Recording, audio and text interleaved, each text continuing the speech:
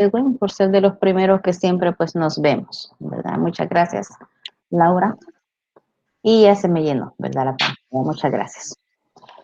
En la clase anterior estuvimos hablando un poquito, entramos de acuerdo, Jefferson, gracias.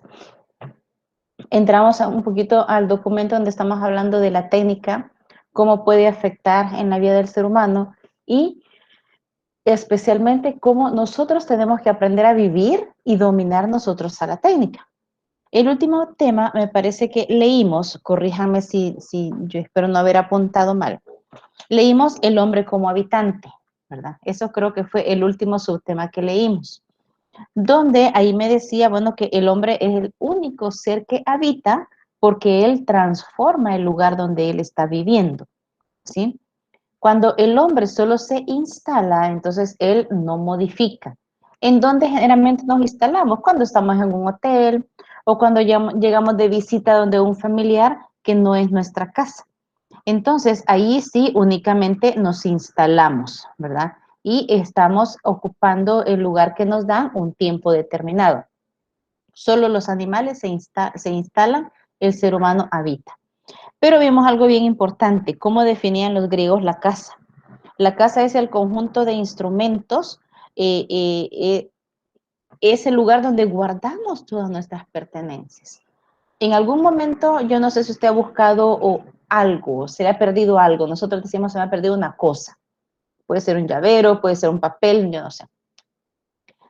Pero usted dice, no lo encuentro, pero yo sé que está aquí en mi casa.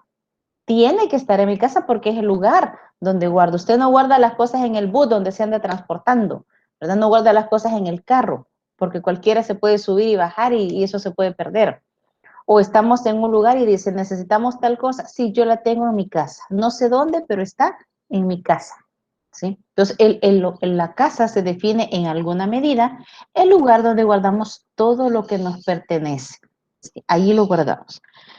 Y bueno, y hablamos, ¿verdad? De que tenemos un conjunto de cosas que tenemos ahí, que a veces dejamos trampas para descubrir si alguien entra a invadir nuestras pertenencias, nuestro cuarto, nuestra gaveta, por ejemplo, donde tenemos nuestras cosas. Y decíamos que las cosas enormes nos sorprenden, nos abruman, nos asustan de vez en cuando, y las cosas pequeñas, pues, nos sentimos nosotros amos de ellas, porque las dominamos, ¿sí? Las cosas pequeñas para nosotros son más manuales, ¿verdad? Más accesibles. Y vamos entonces a leer lo que es el hogar como primera propiedad. El subtema es regularmente grande, entonces no sé si dos personas nos animamos a compartir la lectura. ¿Quién querría comenzar?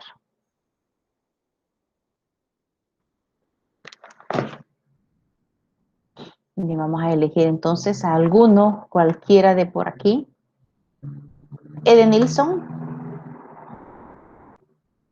Edenilson, ¿nos podría hacer el favor de leer? Edenilson Obdulio, ¿está ahí? No le sirve el micrófono, va. Entonces yo sí le voy a pedir, entonces no hay problema, pero que necesito que me ponga foto de perfil. No del perrito, no del gatito, sino que de ustedes. Wow, ya todos tienen foto de perfil, solo ustedes no lo tienen.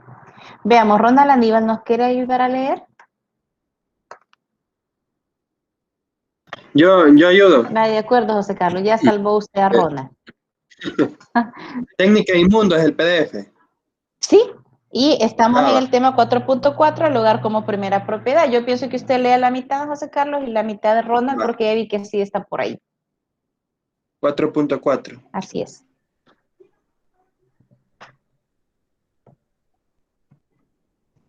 Va. El hogar como primera propiedad.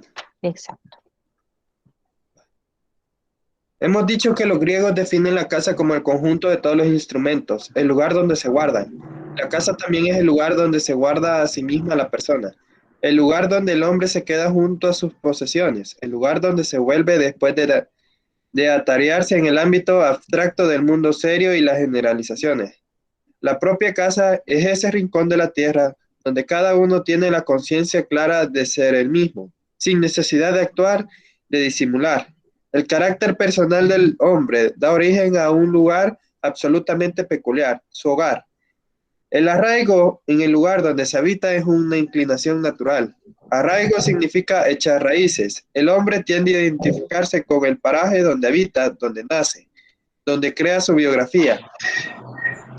La inclinación a estar en casa se amplía al lugar de origen, al pueblo, la propia tierra, el origen de mi estirpe.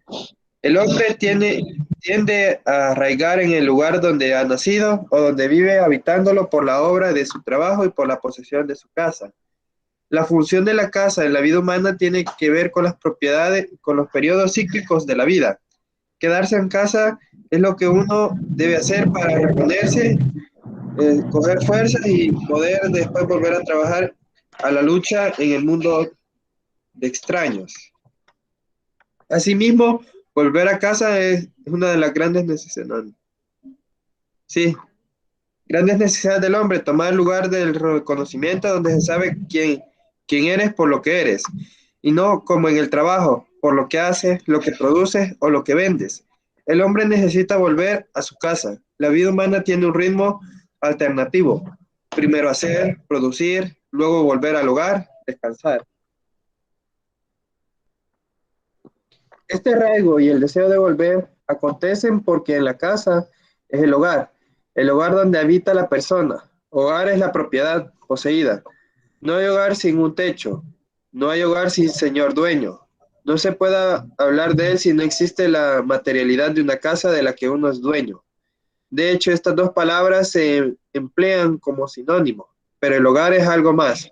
Forma parte de la intimidad. En casa brinda intimidad a un entorno que es también íntimo, que se vive como ampliación de uno mismo y de su alma. El hogar es un lugar donde nos encontramos con otros, con nosotros mismos. En él guardamos parte de nuestro yo. Cuando por la noche cerramos la puerta de nuestra habitación y nos quedamos a solas, aparece lo que realmente somos y nos enfrentamos sin máscaras a la alegría. El sentimiento de la soledad o tristeza, cansancio, etcétera. En casa, al fin no hay miradas extrañas, nos es familiar, no hay que disimular. El hogar también es también el lugar donde se comparte la intimidad, donde los demás pasan a formar parte de mi intimidad. Así, el diálogo acontece sobre todo en el hogar. Ahí es donde realmente nos conocen, donde hay que hablar desinteresadamente, es sobre todo en la propia casa. En ella lo ideal es el reino de la amistad, pues justamente es allí donde a cada cual se le quiere por lo que es y no por lo que aporta, distrae o por su utilidad. Y por eso en la casa los hijos pesados se les acepta como son y a los torpes también y a los egoístas se les trata de ayudar. Y a los tristes se les cuenta bromas o se les saca de paseo y a beber. Por eso en la casa las fiestas tienen ese aire nostálgico. ¿Me Ante lo permite? que, ¿Lo puedo interrumpir un segundito? Fíjese que estoy esperando la entrega de un bumper y tengo una llamada. No sé si será de eso. ¿Me permiten un segundo? sí, no hay problema.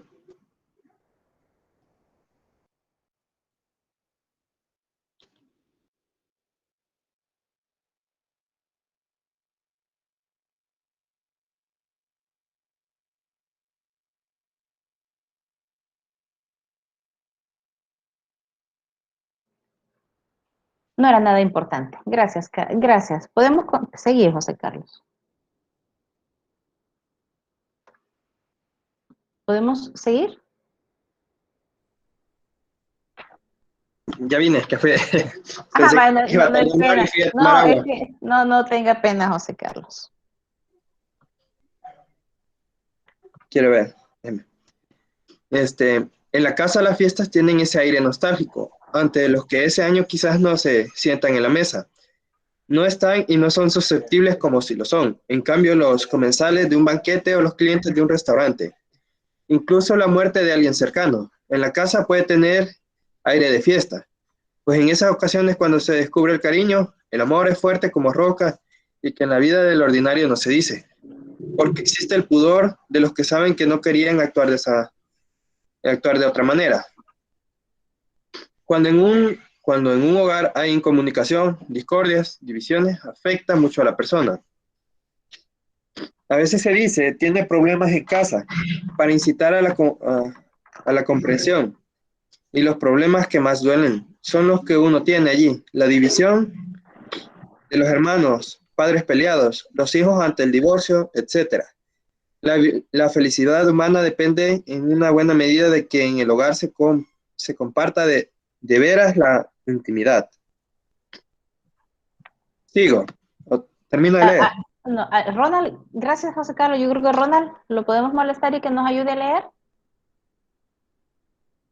¿Qué parte era? Vamos en el penúltimo párrafo de la página 89.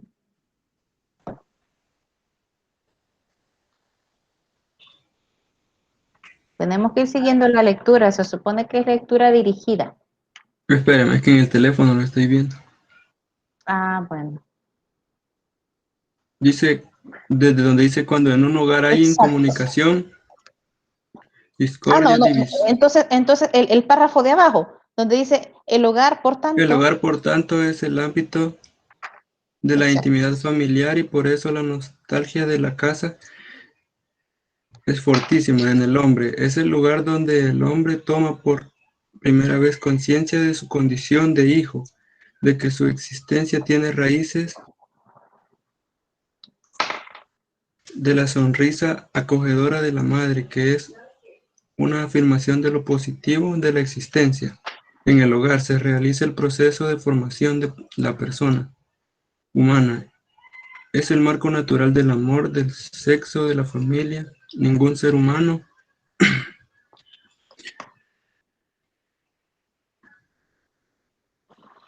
puede carecer de uno sin grave perjuicio. Los niños de la calle que se pueden encontrar en tantas ciudades del globo son personas a las que les ha faltado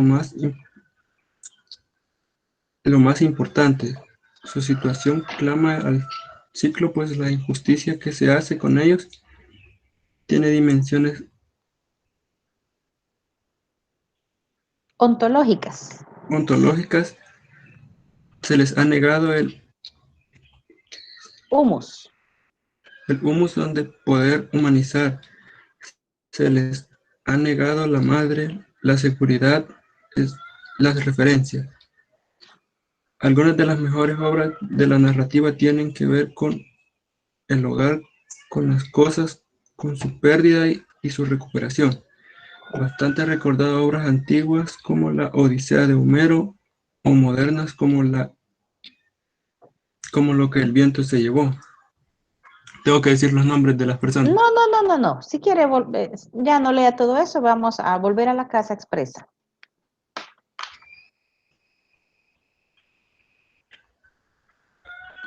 Volver a la casa expresa una inclinación humana profundísima. Tener un hogar es imprescindible para el hombre. El hogar es también el lugar donde se guarda a las personas amándola, el lugar donde se cuida el enfermo, al niño, al anciano, a quien está cansado, al que retorna de un viaje, a quien se quiso marchar y ahora vuelve, y no de cualquier modo, sino amándolos, construir un hogar, mantenerlo y cuidar a las personas que hay en él. Es más rico y más profundamente humano que el trabajo y transformar el medio. La felicidad de una persona se mide por el hogar que tiene. Todos ellos presentan una gran cantidad de consecuencias jurídicas y organizativas. Si el hogar es tan importante, habrá que preparar las cosas para protegerlo, para que todo el mundo tenga uno, para hacer que el trabajo no lo anule y la gente pueda dedicar tiempo a estar con los suyos en su casa. Es más, tiene un carácter.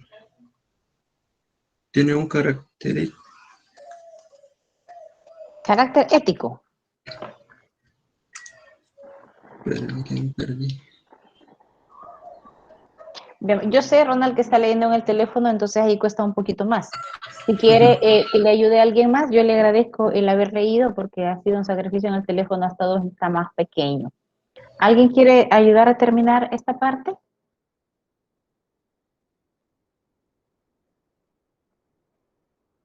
Solo uno, no se peleen.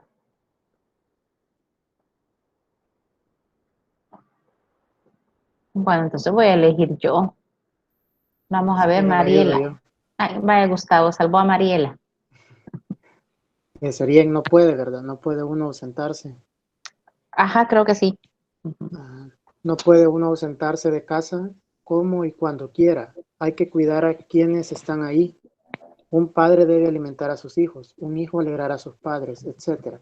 Esto puede enlazarse fácilmente con las reivindicaciones del feminismo. La mujer ha sido discriminada cuando se le ha asignado como misión única el cuidado del hogar, negándosele el acceso del mundo profesional. El varón ha adoptado actitudes dominantes cuando ha sido el artífice de esa discriminación. Hoy en día se ha conseguido una mayor igualdad en el reparto de oportunidades entre el varón y la mujer en el mundo del trabajo de los países desarrollados, aunque, aunque queda mucho por hacer. Sin embargo, la familia ha visto reducido el número de sus miembros y su estabilidad. Se habla mucho de hogares rotos, hay muchos niños que no tienen ternura a la que acudir. El mundo se dibuja cada vez más hostil para los que sufren y los débiles, pues faltan las casas a las que volver. Las reivindicaciones del feminismo no se pueden separar de la crisis del ejercicio de la paternidad y de la maternidad. Feminismo y machismo son dos actitudes extremas que coinciden en que proclaman la independencia de la mujer o del varón respecto de las tareas que les imponen la construcción del hogar. Las actitudes machistas o feministas conciben al varón o a la mujer como sujetos Emancipados. emancipados que se dedican afanosamente a su autorización individual, como si no tuviera nada que ver con una relación dialógica amorosa con otros. Bien, muchas gracias, Gustavo. Fíjese que si pensamos así en términos general, este tema que acabamos de leer es bastante duro, es bastante pesado, porque ya no solo me habla de una casa. Anteriormente solo me definía la casa como el lugar donde yo tengo mis cosas, mi chunche, me decía alguien en la clase anterior, ¿verdad? Yo ahí tengo mis cosas. Pero ahora me habla de un hogar. El hombre tiende a identificarse del lugar donde habita, ¿sí? Cuando usted, por ejemplo, ha ido a otro departamento en El Salvador, ¿verdad? Y usted a lo mejor se ha dedicado a comprar, va a comer a algún lugar y ve cosas que hacen diferentes, en algún momento a lo mejor usted ha dicho, es que yo no soy de aquí, yo soy de Santa Ana, o yo soy de Aguachapán, o yo soy de Metapán, yo no sé de dónde tengo a todos los alumnos en esta clase ahorita, pero usted dice, yo soy de este lugar. ¿Qué significa ser yo soy de ese lugar? Pertenencia, ¿verdad? Usted no puede decir, como la canción de Alberto Cortés, yo no soy de aquí ni soy de allá. No, nosotros sí pertenecemos a un lugar. Y a veces somos hasta orgullosos, ¿ves? Es que yo soy de tal lugar, yo soy de esto. Dicen que los santanecos han sido o son bastante vanidosos, yo no sé quién se inventó esa expresión, ¿verdad?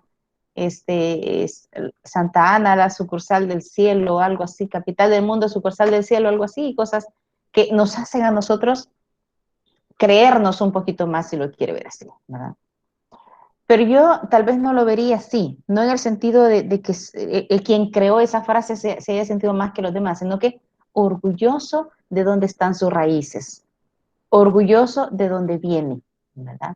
Así como cuando a veces usted se ha topado a alguien y ese alguien le dice, pero es que usted no es hijo de fulano de tal, su mamá no se llama tal, y usted se siente hasta más pavo real, ¿verdad? Cuando lo identifican de dónde vienen sus raíces. Sí, ella es mi mamá, sí, ella es mi papá, sí, ella es mi tía, por ejemplo. Entonces, eso a nosotros nos hace sentir una pertenencia, ¿verdad? le hablé de la propia origen. Ahora bien, la casa me dice que es como un ciclo. Nosotros bueno, hoy ya no salimos tanto de la casa, ¿verdad? Nos tienen bastante limitados por la situación. Pero cuando hemos estado sin pandemia, sin emergencias, nosotros a lo mejor salíamos temprano de la casa, al mediodía los que podían regresaban a comer, se volvían a ir a casa y así estamos. Entonces, es un ciclo. Es donde duermo, donde descanso, de ahí me tengo que desplazar al estudio, al trabajo, luego regreso, pero entonces, ¿a dónde regresamos? Regresamos a la casa. Nadie dice, yo no tengo a dónde ir. Yo no tengo, claro, hay personas que lamentablemente no tienen a dónde ir. Y aquí le dice, ¿cómo vemos a esas personas que no tienen casa? Las vemos desorientadas. En las calles a lo mejor las vemos cargando todas sus pertenencias porque no tienen a dónde cargarlas. Vemos a gente que le toca dormir en la calle, ¿verdad? Y como duerme, usa un bulto, digamos, de almohada, el otro abajo de los pies. ¿Por qué? Porque como no es su casa y no es seguro, a lo mejor trata de dormir encima de todas sus pertenencias para que no se la roben.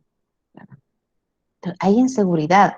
El que no tiene casa, no tiene a dónde regresar, es una persona sumamente insegura. ¿Sí? Cuando alguien ha tenido una mala experiencia, a mí me tocó ver lamentablemente varias malas experiencias en los alumnos. Y me recuerdo, voy a recordar un caso nada más. Una clase temprano, yo creo que era matemáticas también. Y llegó una señorita temprano a clase, pero yo la noté nerviosa, yo la noté algo como con sus ojos llorosos. Y yo le dije, ¿qué le pasa? La respuesta de ella es que yo ya me quiero ir a mi casa. ¿Y qué pasó? ¿Y usted de dónde es? Es que yo soy de Metapán, creo que me dijo. El microbús sale hasta bien tarde y yo ya no quiero estar aquí, me quiero ir a mi casa. Y me recuerdo que le dije, yo me acerqué y le dije, pero es que acaba de entrar, la clase no han comenzado, ¿qué le pasó? Y me dijo, me asaltaron en el bus en el que venía. Se me sentó alguien, me puso un cuchillo y me sacó todo lo que yo traía de valor, el teléfono, el dinero. Y mire, me decía, yo estoy temblando. Y en serio, me enseñó las manos y estaba temblando, obvio. Era una chica de unos 17, 18 años a lo mucho, pues. Entonces, a lo que yo voy, ¿a dónde nos sentimos seguros cuando hemos tenido una mala experiencia? En casa. ¿Sí? Cuando a veces usted ve que se avecina una lluvia, una gran tormenta, y a veces decimos, esta agua que va a caer va a traer hasta sapos y lagartos, prefiero que me agarre en mi casa. Ya cuando llegamos a casa, hoy sí que llueve y que se caiga todo si quiere, decimos, pero ya estoy yo en mi casa. Entonces, la casa es el lugar donde nosotros nos sentimos seguros, donde nosotros nos sentimos protegidos. Y vea qué importante es eso, nos sentimos protegidos nosotros en la casa. Somos nosotros mismos, le dice en el siguiente párrafo. Ahí no hay máscaras. Cada quien es como es, ¿verdad? Ahí, por ejemplo, nuestra familia sabe si nos bañamos, si no nos bañamos, si nos cepillamos o no. ¿Qué malas costumbres tenemos? En nuestra casa no la conocen. Y a veces como padres o nuestros padres nos han dicho, ay, ya quisiera que tus amigos te vieran cómo me hablas. Ay, ya quisiera que tus amigas te vieran cómo te comportas en la casa. Como ahí salís pura muñequita a la calle y el cuarto hecho un desastre. Entonces, eso va para hombres y mujeres, ¿verdad? Pero son frases que a veces las mamás dicen. Uh-huh. ¿Pero por qué? No es que finjamos, y yo vuelvo a insistir eso, no es que finjamos un comportamiento fuera de casa. Lo que sucede es que fuera de casa hay un protocolo que seguir. Si yo, por ejemplo, voy a clases y voy a ir a dar clases, no voy a ir en chancletas, ni en chores o en calzoneta de baño. Es que lo único que encontré y me lo puse y me fui a dar la clase.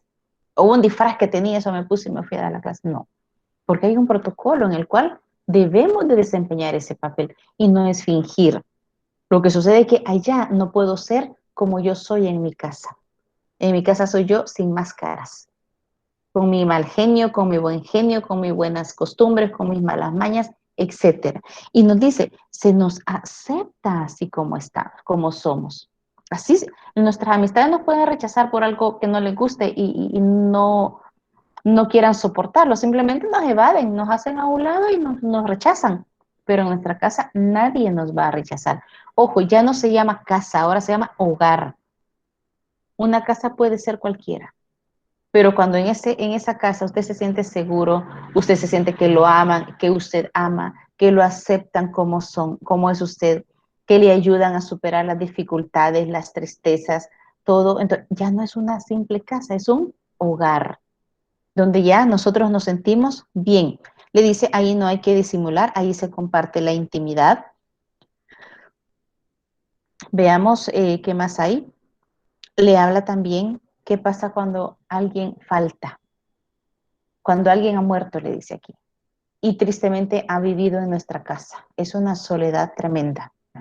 O si no, veamos, cuando alguien está fuera del país, se ha ido a otro país y por decirlo, un ejemplo, pasa la Navidad fuera. ¿No está una canción le han hecho, pues? La canción del ausente, ¿verdad? La silla vacía. Y ahí todos estamos celebrando y ahí estaba la silla. Yo me recuerdo, yo viví eso cuando mi hijo mayor recién se graduó, se ganó la beca para irse 2 años fuera del país. Fueron 2 Navidades que nosotros no lo vimos. Jamás él había salido de la casa, el mayor. Y entonces yo me recuerdo que estábamos sentados y el hijo menor puso esa canción y créame, a mí se me hizo el corazón chiquito porque yo solo volví a ver la silla vacía, la silla de él. ¿Por qué? Porque en el hogar se extraña a los miembros de la familia, ya sea que no estén porque han salido a algo o porque ya han partido al cielo. Entonces se siente esa situación. ¿En qué momento regresar al hogar es difícil? Fíjese de que yo me recuerdo, yo tengo una amiga, pero hubo un tiempo en el que ella solo andaba buscando andar saliendo. Por ejemplo, si nos veíamos en el trabajo, ¿qué vas a hacer fuera a la salida? Pues me voy para mi casa. Vamos a almorzar. Acompáñame a almorzar. Y bueno, en alguna ocasión yo fui. Venía la jornada de la tarde y ella comenzaba a preguntar, ¿y para dónde van a ir después de trabajar? Ah, está cada quien a su casa. No, hombre, vamos a tomar un café. Y solo andaba inventando, después del trabajo, irse a otro lado. Si era fin de semana, no, es que hay que ir al cine, es que hay que salir. Y entonces ya uno pone a pensar, ¿qué tiene su hogar que no quiere llegar a su hogar? Ujú.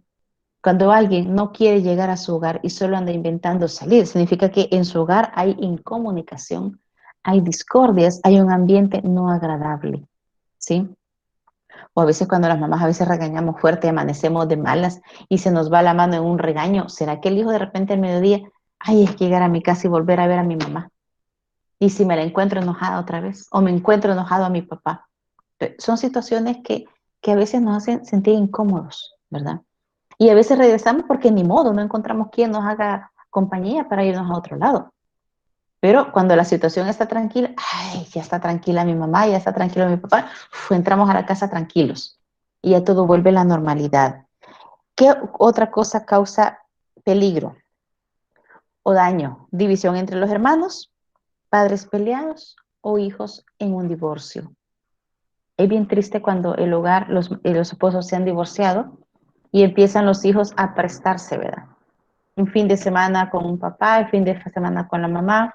Los hijos tratan de disimular esa, esa inestabilidad del hogar en que, bueno, yo tengo 2 casas, tengo 2 cuartos, mi papá me compra esto, mi mamá me compra lo otro, pero en el fondo no quisieran estar así.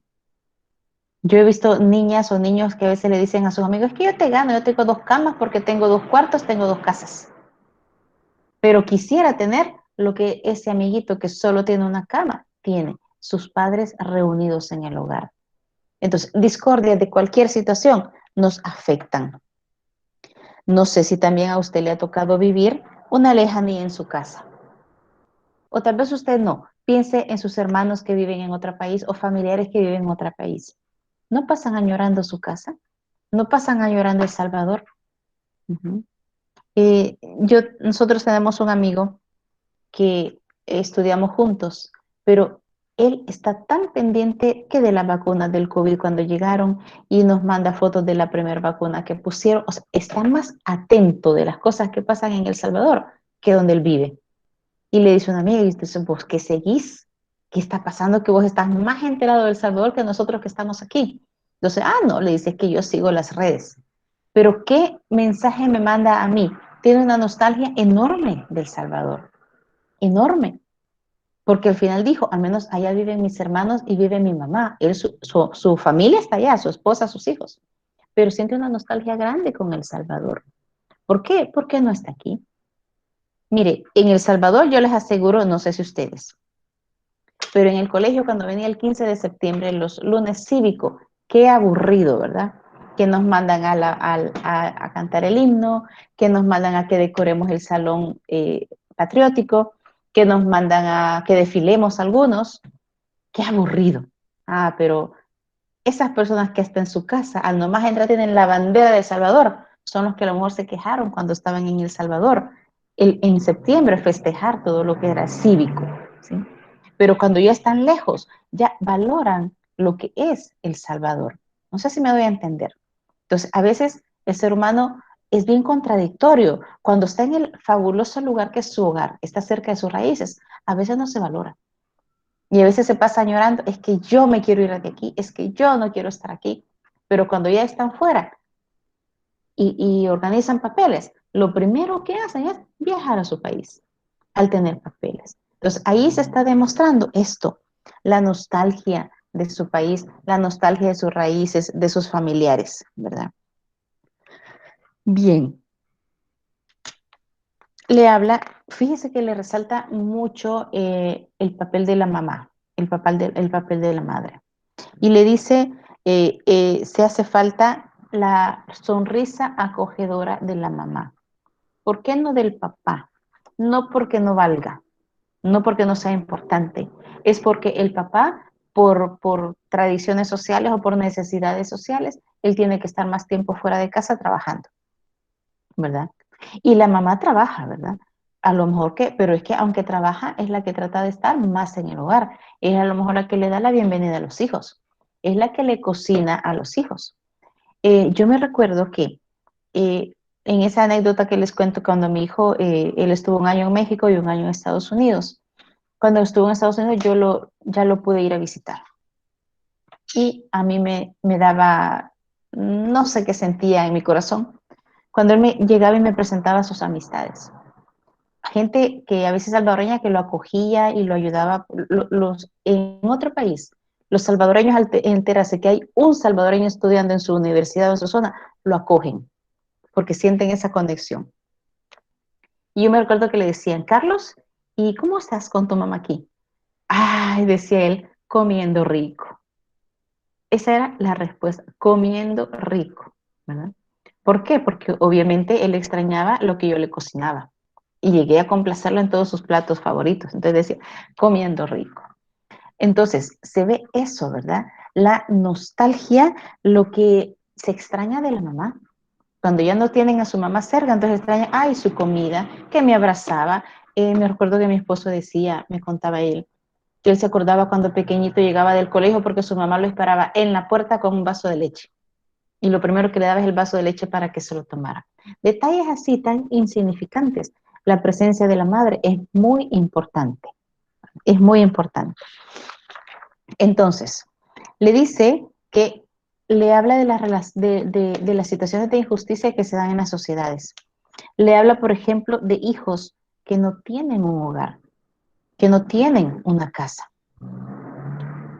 A lo mejor hay muchos niños de la calle, ¿verdad? Que andan ahí en la calle, que o ellos se han salido de su casa, no sabemos qué situación social los tienen fuera de la casa. Entonces, ¿qué les hace falta? Les hace falta su madre a lo mejor. Les hace falta ese sentido de pertenencia. Yo crecí aquí, yo viví aquí, eran mis vecinos, por ejemplo. Y cuando son niños, yo incluso ahí en la universidad he tenido alumnos que incluso no saben quiénes son sus padres porque crecieron en un orfanato. Y no quiere decir que son malas personas, pero hay una deficiencia grande, ¿verdad? Que gracias a Dios han llegado a un lugar donde se les brindó toda la ayuda, incluso los estudios universitarios.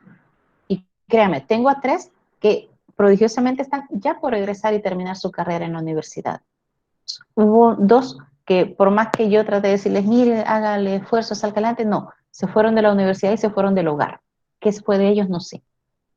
Pero si yo comparo los que le hicieron fuerte, déjeme pensar, ¿no? Una chica ya se graduó. Están por egresar y una ya se graduó. Y los otros que se fueron, es bien triste, ¿verdad?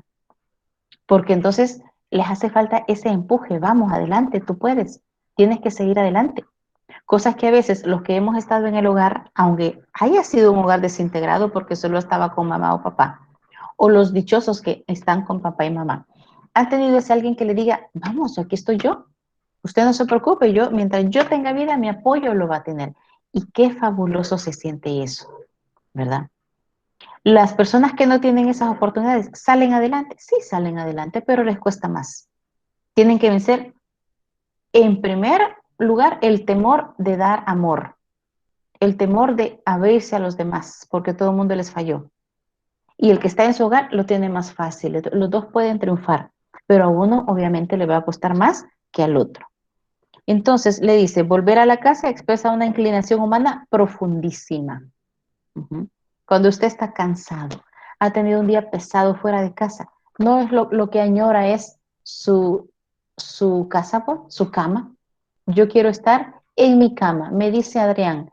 Y al que le cuesta valora más, claro que sí. Tiene toda la razón, Adrián. El que no tiene esas oportunidades que les ha costado de estudio, por ejemplo, uno de estos jóvenes que le cuento, sí tenía en el orfanato donde vive eh, su comida, ¿verdad? Pero él necesitó más, se tuvo que meter y trabajar de mesero en un lugar y era alguien que siempre rendía en las clases. Estaba en clases, estaba en su trabajo, estaba en el orfanato colaborando con el aseo del orfanato. Y entonces, ¿a qué voy con el comentario que me hace a Adrián? Creo que me dijo, lo valora más porque le costó. Y a veces los hijos que tienen todo, ahí pasan acostados todo el día y no se preocupan tanto, porque no les cuesta. Entonces, tendríamos que tomar espejo, vernos en el espejo de estos que sí les cuesta bastante, para valorar las facilidades que tenemos los que estamos dentro de un hogar y despuntar y salir adelante, pues. No que son mejores, no, que tienen las posibilidades o las condiciones más fáciles para salir adelante. No hay excusa para dejar materia, no hay excusa para no estudiar, no hay excusa para no entender. Entonces, eso es bien importante.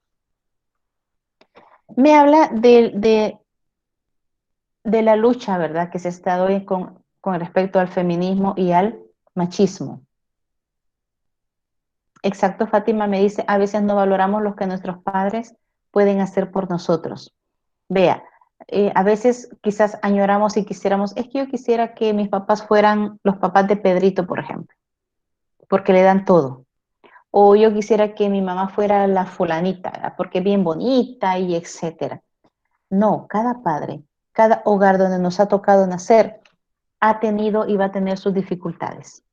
Pero en donde no va a fallar es en el amor y en la entrega que el padre va a tener, ¿sí? Es que cuando se es joven a veces no se comprende ese amor. Mis hijos a veces me han dicho, y vos querés a mi hermano, por ejemplo, y me dicen el nombre del hermano, es que tan feo que es, y cómo lo ves bonito. No, es que para un padre de familia los hijos son los más bellos del mundo, y los amamos, y nos entregamos todo con nuestras posibilidades. Quisiéramos tener más, pero a veces no tenemos. Entonces, a veces hay hijos que no valoran eso, y hay hijos que sí lo valoran. O sea, de todo hay. Pero ¿en qué punto debemos centrarnos nosotros? En el de valorar, en el de agradecer en lo que estamos, ¿verdad? Y entonces veamos con el feminismo y de acuerdo en el inicio de la humanidad, el trabajo de la mujer fue más el hogar. Bien pesado, por cierto, ¿no? Porque quien solo se ha quedado en el hogar, el ama de casa, tiene hora de levantarse, pero no tiene hora de acostarse. Tiene hora de trabajo, sabe que empieza a trabajar, pero no tiene recesos. No puede decir, hey, es mi receso. En el trabajo yo digo, es mi hora de comida, me voy a ir a descansar. En la casa no. A veces es la última que come, es la que anda cocinando, que está cocinando, está planchando, haciendo un montón de cosas. Es más cansado. Y súmele eso que después sale a hacer un trabajo fuera de casa. Entonces es bastante pesado. Entonces, la mujer, decíamos en el inicio, jamás va a ser igual que el hombre, nunca, ni físicamente, ni sentimentalmente, ni laboralmente. Hay trabajos que los desempeña y los va a desempeñar mejor un hombre por su fuerza a lo mejor.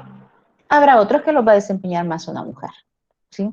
Mi hija, una de mis hijas se reía ayer cuando estábamos viendo el video de la primera vacuna que se puso ayer en El Salvador. La puso el ministro.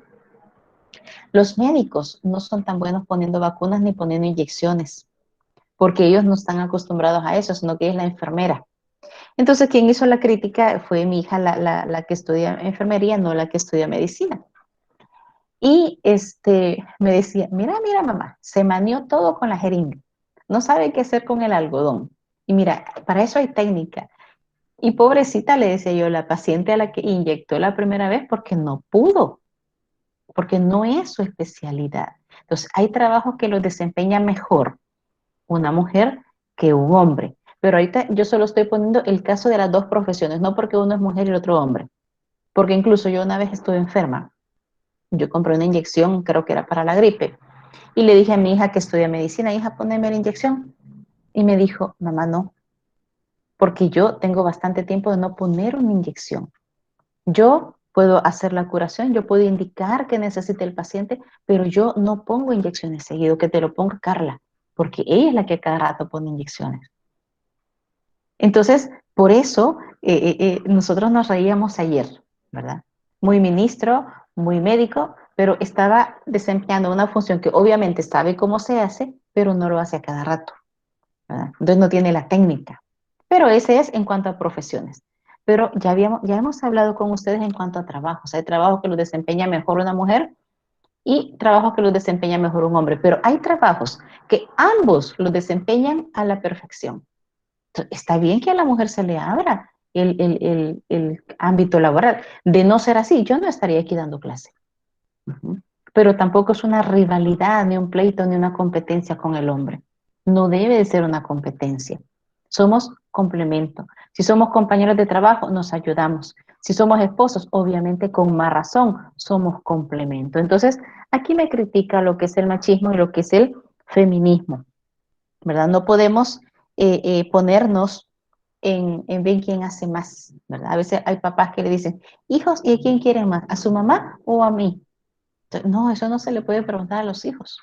A los hijos quieren a los dos por igual, ¿verdad? Entonces le dice, cada uno a veces en los hogares está preocupado por su realización personal y se les olvida que hay una familia a la que hay que cuidar, se les olvida que hay un hogar al que hay que dedicarse. Nosotros aquí vamos a hablar el deber ser, lo ideal al que tenemos que tender. Obviamente alguien me va a decir, sí, pero yo conozco hogares que no son así, yo conozco hogares que tienen problemas, yo conozco otros hogares con sus deficiencias. Claro que sí. Entonces, este es lo que tenemos que luchar por ser. Que en la práctica muchos hacen otra cosa, es cierto. ¿Cuál es la dicha de ustedes y la mía? Que estamos conociendo estas cosas, estos temas, para cometer menos errores que los que ha cometido otras personas en adelante. Bien, vamos a, sí, no sé si hay comentarios, perdón, o preguntas. Yo he hablado más ahora. No, estamos bien. Vale. Entonces leemos el otro subtema. Ese está cortito, es como la introducción al meollo, ¿verdad? De ya lo que es la tecnología. Veamos quién me lo quiere leer, quizás completo porque está chiquito y vamos a platicar.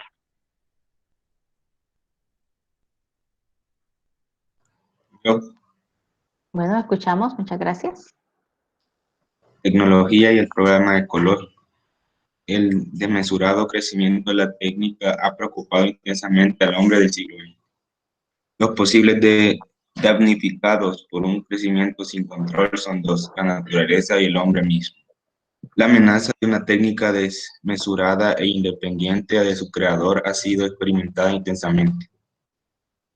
Ya desde el siglo pasado, en efecto, el proceso de crecimiento de la técnica se ha ido haciendo cada vez más autónomo, pues en la creación de los nuevos instrumentos se parte de los ya existentes, parte por tanto de una posición cada vez más lejana de lo que son las cosas en su estado natural. El problema aparece si el hombre ya no domina la técnica que ha creado, sino que es dominado por ella. Un atasco de tráfico o un virus en un sistema informático pueden ser ejemplos o más o menos livianos. En cambio, la bomba atómica o la sumisión a la cadena de montaje son trágicos, y es que el hombre se puede destruir a sí mismo mediante sus obras.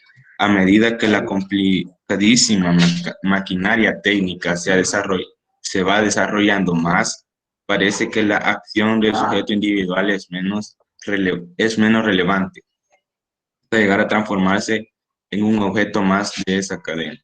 El hombre se convierte tan solo en un instrumento de producción. El mismo es transformado por ese proceso de posibilidades técnicas. ¿Qué importa ya lo que el hombre piense, sienta o diga? Lo único que cuenta es la función que desempeñe en el proceso de producción objetiva.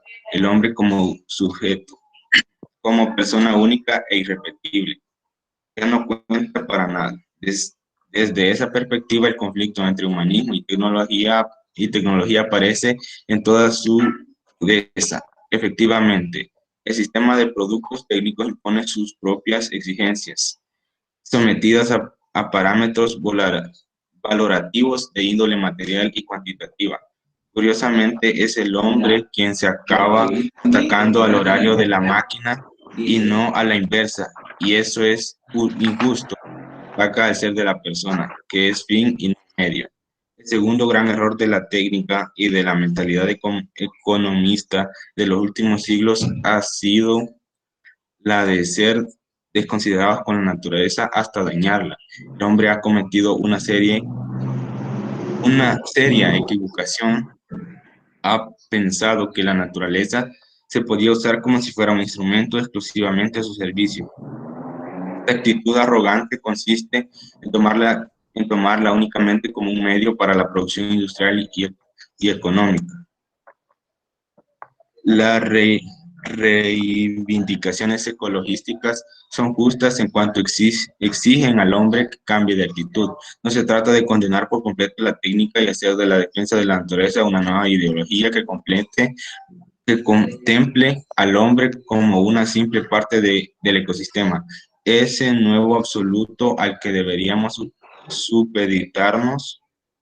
Más bien se trata de conocer que los seres naturales tienen sus fines y una armonía que hay que respetar. Y que no hacerlo es dañar a esos seres, dañar a la naturaleza, y como se comprueba a menudo por la experiencia de diversas catástrofes, dañar a los mismos seres humanos. Hay un uso de seres naturales que los dignifica, en cuanto que sirven a la realización del humano. Así lo que era piedra se convierte en cristal, la planta en alimento, etc. En cambio, usarlos sin finalizarlos por mero capricho o por crueldad es incorrecto, pues hace olvidar al hombre su carácter de administrador y no de dueño, y su responsabilidad hacia las generaciones futuras. La cuestión ecológica se plantea desde 4 planos: el científico-técnico para buscar soluciones no contaminantes ni destructivas, el económico para aplicarlas a la industria y la tecnología consiguiendo un desarrollo sostenible, el legislativo para asegurar esa aplicación y prever una explotación razonable de los recursos que permitan un desarrollo de este tipo. El político incluya en la agenda de trabajo de todos los políticos la solución a los problemas medioambientales, pero hay también un problema ético que se refleja en el pensamiento ecológico, que busca una formulación correcta de nuestra relación con la naturaleza. La mejor actitud ante la naturaleza consiste en reconocerla y respetarla. Esta actitud la designaremos como benevolencia. Bien, muchas gracias, Eric. Entonces, fíjense, la tecnología, ¿verdad? No sé si le llama la atención cuando dice quiénes son los grandes damnificados cuando la técnica se maneja sin control. Es la naturaleza y el hombre mismo, ¿sí? La naturaleza, porque se ha dañado bastante. La naturaleza ya no es lo mismo.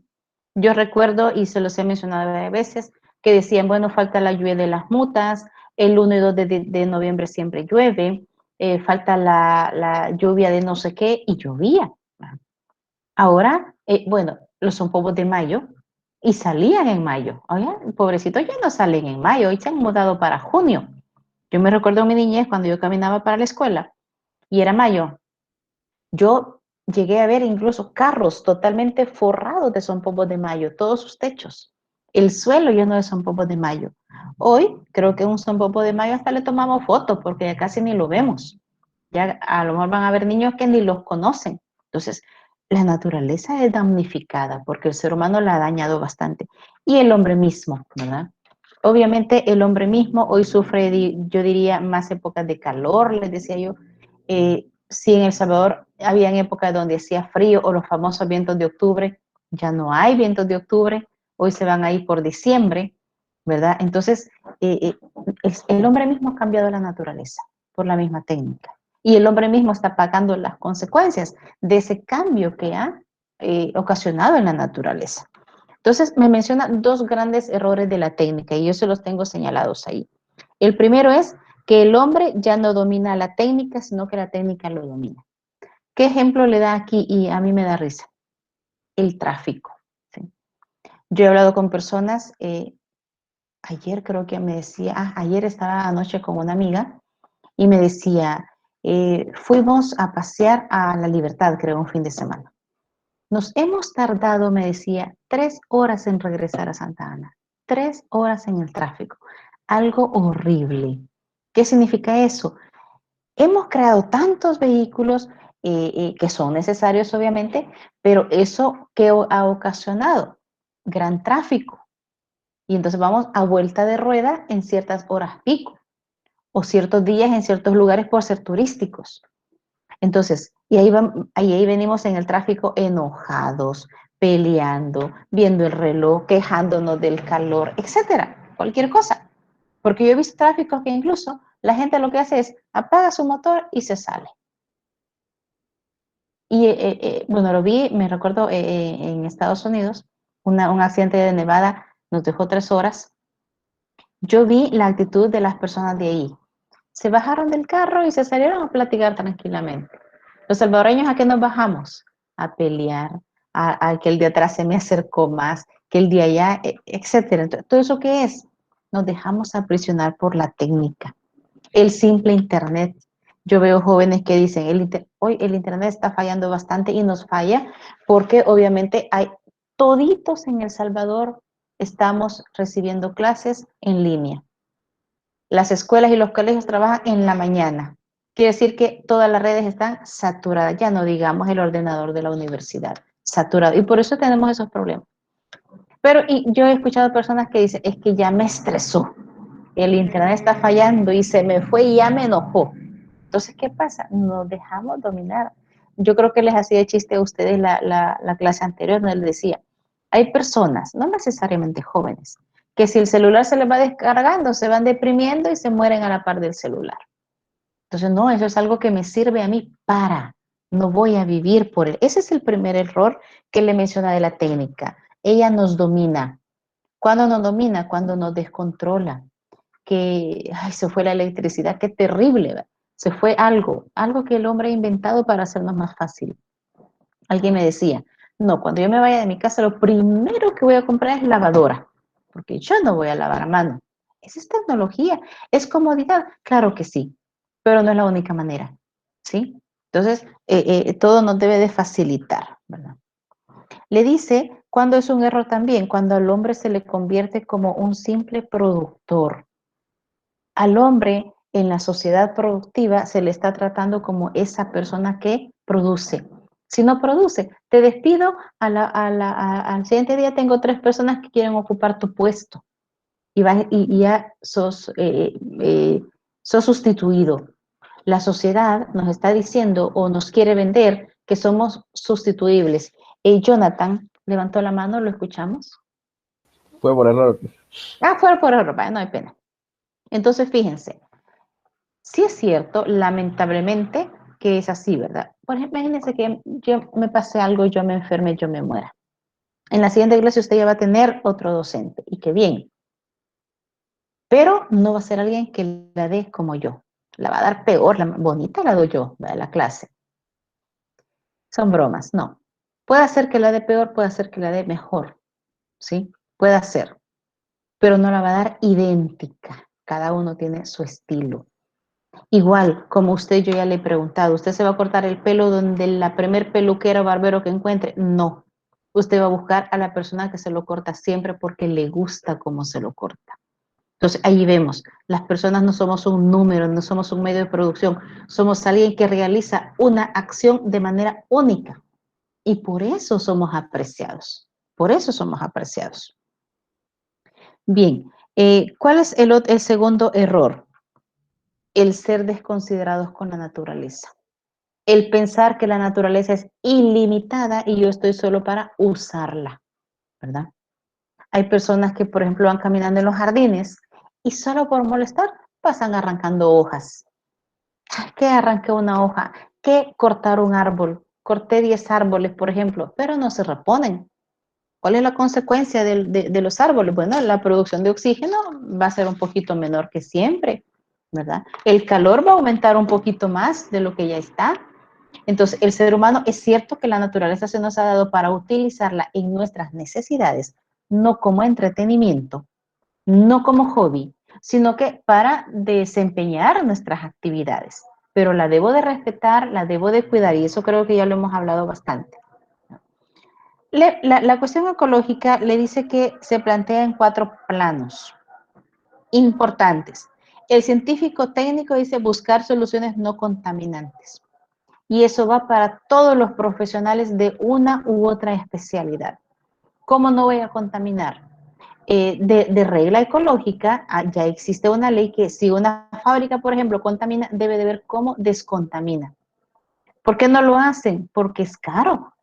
Es que es más barato contaminar que descontaminar, ¿sí? Tratar de purificar lo más posible aguas residuales en una empresa para antes de verterla a un río. Eso es caro. Entonces, sí están las soluciones, pero no se acepta el reto de quererlo hacer. El económico dice, para aplicarlas a la industria y la tecnología consiguiendo un desarrollo sostenible, ¿sí? Necesitamos invertir, perfecto. Necesitamos ganar, perfecto. Entonces hay que buscar el equilibrio. No hacer ganancias exorbitantes, pero tampoco pérdidas, sino que va a un equilibrio. Voy a ganar, pero también voy a cuidar el medio ambiente, ¿sí? ¿Sabe cómo a veces hemos sido tan nosotros tacaños, muchos seres humanos, que a veces preferimos tener plantas plásticas en mi casa y no plantitas vivas?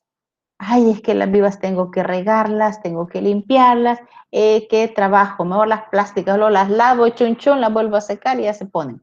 No, eso es parte de no cuidar el medio ambiente. ¿Que son bonitas? Claro que sí, téngalas, claro, téngalas, pero también en casa deberíamos tener una que otra natural, pues, porque eso nos contribuye, ¿verdad? Muchas gracias, Adrián. Me dice Adrián que bueno, que bueno que a algunos sí les guste mi clase. Yo trato de hacer lo más posible y no dormirlos también, porque hay docentes que somos días de pan a veces y dormimos a la gente, ¿verdad?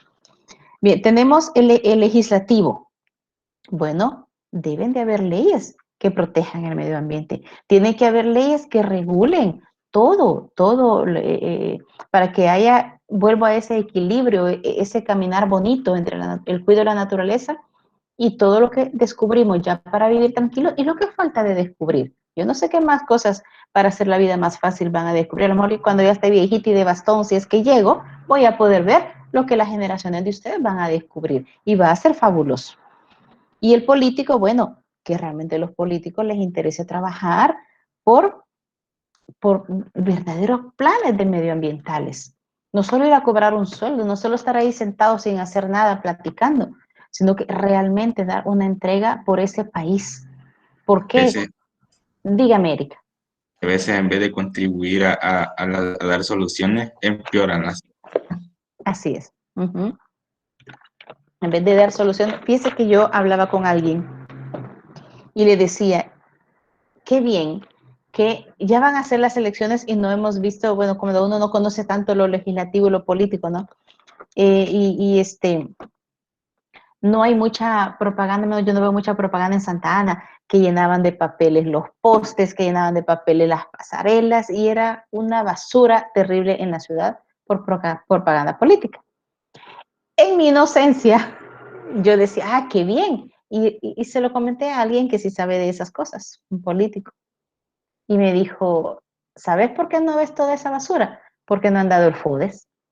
¿De dónde sale todo el pago de esa propaganda política? Del dinero de las alcaldías, pero como no se los han dado, no han tenido plata para gastar. Entonces digo yo, wow, qué chistoso es no saber las cosas. Pero cuando a uno se la explican, digo yo, qué bien que se los retrasaron, porque al menos se ha tratado un poquito, ¿verdad? Entonces, hay muchas personas que no tienen ese compromiso. ¿Y por qué debería de haber ese compromiso? Porque es nuestra casa grande, nuestro país es nuestra casa. Uh-huh. Y si no veamos, gente que aquí estamos hablando de algo grande, quienes están en el poder para poder trabajar, pero nosotros podemos ayudar desde el inicio. Yo he visto personas, vecinas, que se ponen a pelear por la basura de sus árboles. Ay, yo me acordaba de una señora que barría. Esta hoja no es de mi árbol, es de, y se la iba a tirar a la dueña de ese árbol. Esta no es mi hoja, esta es de la, y la iba a tirar. Y a mí me daba, no sé, me caía mal porque decía yo, los árboles nos sirven a todos. El árbol no está pensando, allá viene mi vecina, pum, le voy a tirar la hoja. No, el viento es el que se le entra. Es de recoger, ¿verdad? Pero a veces parece que barremos y pum, le voy a dejar la basura al vecino. Usted va caminando en el andén y si no tiene cuidado le cae la bolsa de semillas de jocote que tiraron del bus, ¿verdad? Son cosas tan elementales. Tenemos que cuidar nuestra casa, nuestro hogar. Ahí sí nos preocupamos por limpiar nuestras aceras, nuestras calles, nuestro país. Qué bonito fuera que todos desarrolláramos esa conciencia. Mi casa pequeña, mi casa grande, la naturaleza.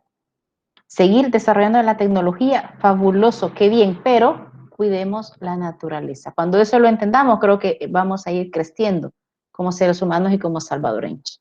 No sé si hay comentarios hasta ahorita. No, ¿verdad? Creo que estamos todos claros. Entonces, ya no quiero seguir leyendo porque ya los he tenido aquí retenidos una hora. Y yo no quiero ser de las personas que le dan, mi hijo en la noche se queja porque él si empieza a las 6:30 la clase, 8:23 lo están sacando. No, yo soy de la opinión que mejor una hora, bien platicada, bien participativa, y pues vamos a ir avanzando. No es correr, es comprender lo que queremos hablar, ¿verdad? Entonces yo les agradezco siempre su puntualidad, el estar ahí trabajando y colaborando en leer